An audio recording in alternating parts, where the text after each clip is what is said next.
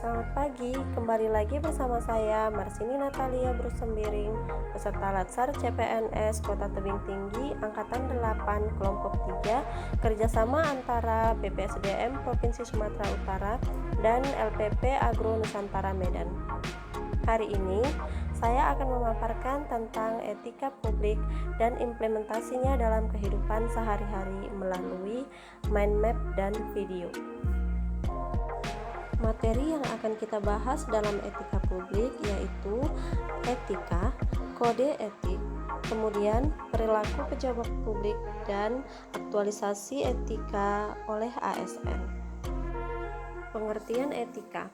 Menurut Recokur, etika sebagai tujuan hidup yang baik bersama dan untuk orang lain di dalam institusi yang adil.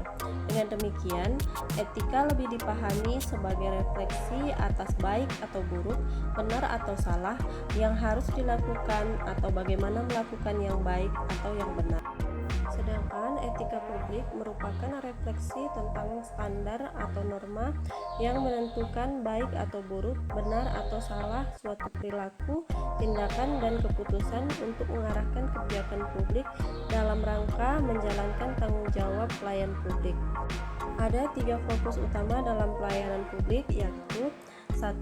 Pelayanan publik yang berkualitas dan relevan. 2. Sisi dimensi reflektif, di mana etika publik berfungsi sebagai bantuan dalam menimbang pilihan, sarana kebijakan publik, dan alat evaluasi. Yang ketiga, modalitas etika, menjembatani antara norma moral dan tindakan fakta. Selanjutnya, dimensi etika publik. Yang pertama, dimensi kualitas pelayanan publik. Etika publik menekankan pada aspek nilai dan norma serta prinsip moral sehingga etika publik membentuk integritas pelayanan publik. Yang kedua, dimensi modalitas. Unsur-unsur modalitas dalam etika publik yakni akuntabilitas, transparansi, dan netralitas. Yang ketiga, dimensi tindakan integritas publik. Integritas publik dalam arti sempit yakni tidak melakukan korupsi atau kecurangan. Integritas publik juga dimaksudkan kualitas dari pejabat publik yang sesuai nilai standar aturan moral yang diterima masyarakat. Tuntutan etika publik dan kompetensi.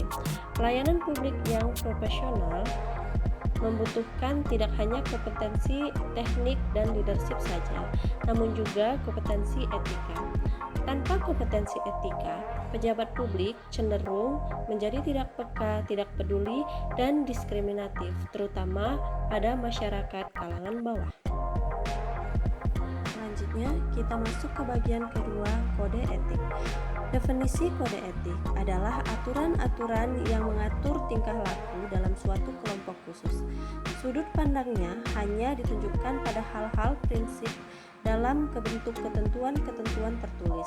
Adapun kode etik profesi dimaksudkan untuk mengatur tingkah laku etika suatu kelompok khusus dalam masyarakat melalui ketentuan-ketentuan tertulis yang diharapkan dapat dipegang teguh oleh sekelompok profesional tertentu.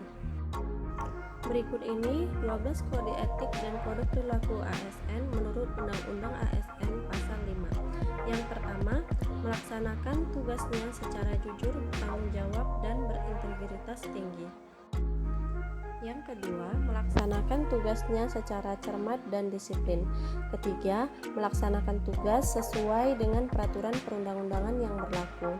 Keempat, melayani dengan sikap hormat, sopan, dan tanpa tekanan.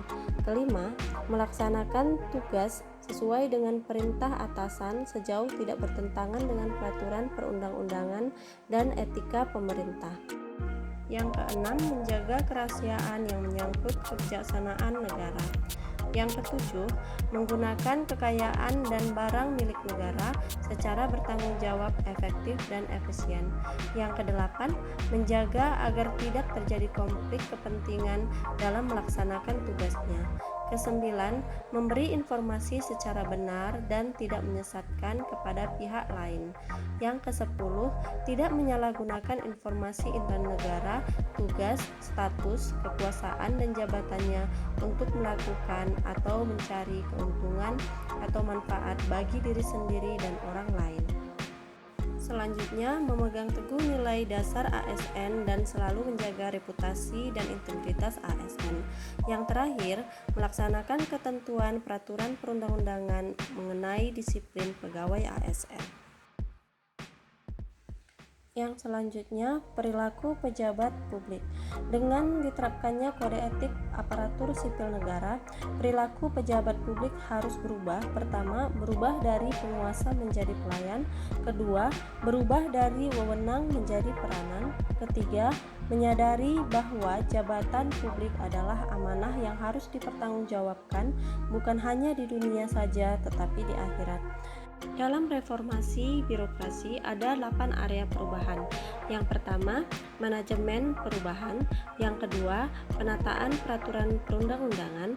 Yang ketiga, penataan dan penguatan organisasi. Yang keempat, penataan tata laksana. Yang kelima, penataan sistem manajemen SDM. Yang keenam, penguatan akuntabilitas. Yang ketujuh, penguatan pengawasan. Dan yang terakhir, peningkatan pelayanan publik. Selanjutnya, aktualisasi etika ASN. Dengan mempelajari etika publik, diharapkan ASN dapat mengaktualisasikannya dalam kehidupan sehari-hari. Berikut ini contoh implementasi nilai-nilai etika publik dalam kehidupan sehari-hari.